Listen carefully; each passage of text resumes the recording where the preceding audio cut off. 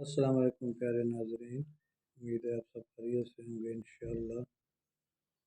اسلامی کہانیوں کے سلسلے کی اگلی کہانی یعنی اگلا خوبصورت قصہ میں آپ کے سامنے پیش کرنے جا رہا ہوں۔ امید ہے آپ سب کو یہ ضرور پسند آئے گا۔ ہارون رشید نے 500 دینار اشرفیاں ایک مرتبہ حضرت امام مالک رحمۃ اللہ علیہ کی نظر کیے۔ حضرت لیث ابن سعد کو اس کا علم ہوا تو انہوں نے 1000 دینار حضرت امام مالک کے پاس نذرانہ میں بھیجے۔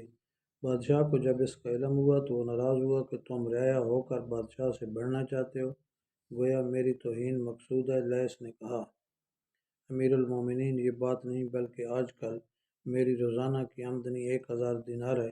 مجھے غیرت آئی کہ اتنے بڑے جلیل القدر امام کو میں نذرانہ پیش کروں اور اپنے ایک دن سے بھی کم آمدنی دوں۔ حضرت لیث کا مستقل معمول بھی تھا کہ حضرت امام مالک کی خدمت میں 100 اشرفی سالانہ نظر پیش کیا کرتے تھے۔ ان کے علاوہ بھی نذرانے آتے رہتے تھے، لیکن اس کے باوجود اللہ کے فضل سے حضرت امام مالک رحمۃ اللہ علیہ بسا اوقات مقروض رہتے تھے، اور خود ہی حضرت لیث ابن سعد مشہور محدثین اور علماء ہیں جن کی روزانہ کی اس وقت آمدنی 1000 دینار اشرفیہ تھی، مگر عمر بھر میں کبھی ان کے ذمہ زکوٰۃ واجب نہیں ہوئی۔ مختلف زمانوں میں ان کی آمدنی مختلف رہی تھی، اور ایسا ہوا ہی کرتا ہے کہ آمدنی کم و بیش ہوتی رہا کرتی ہے، لیکن زکوٰۃ کسی زمانہ میں بھی واجب نہ ہوئی کہ زکوٰۃ تو جب واجب ہو جب کوئی جمع کر کے رکھے۔ محمد بن رمح کہتے ہیں کہ حضرت لیث رحمۃ اللہ علیہ کی سالانہ آمدنی ہر سال 80,000 دینار تھے، مگر اللہ تعالیٰ نے کبھی ان پر 1 درہم کی زکوٰۃ بھی واجب نہ کی۔ خود ان کے بیٹے شعیب کہتے ہیں کہ میرے والد کی آمدنی 20-25 ہزار سالانہ تھی، مگر وہ ہمیشہ مقروض ہی رہتے تھے۔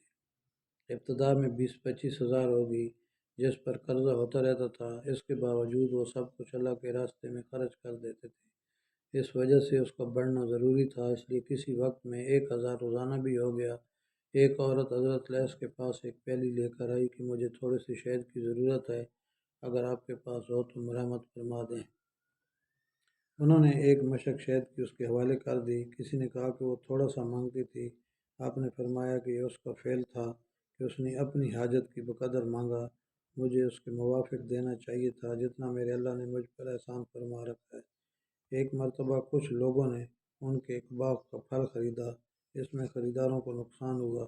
ان کو اطلاع ہوئی، انہوں نے باغ کی بے کا معاملہ فسخ کر دیا، ان کی قیمت واپس کر دی اور ان کو اپنے 50 دینار اشرفیاں نظر کیے۔ کسی نے پوچھا کہ یہ کس چیز کا تاوان دیا؟ فرمانے لگے، ان لوگوں نے میرے باغ سے نفع کی امید باندھی تھی، میرا دل چاہا کہ ان کی امید پوری کر دوں۔ تو اس زمانے کے لوگ ایسے تھے، آج کل کے ماشاءاللہ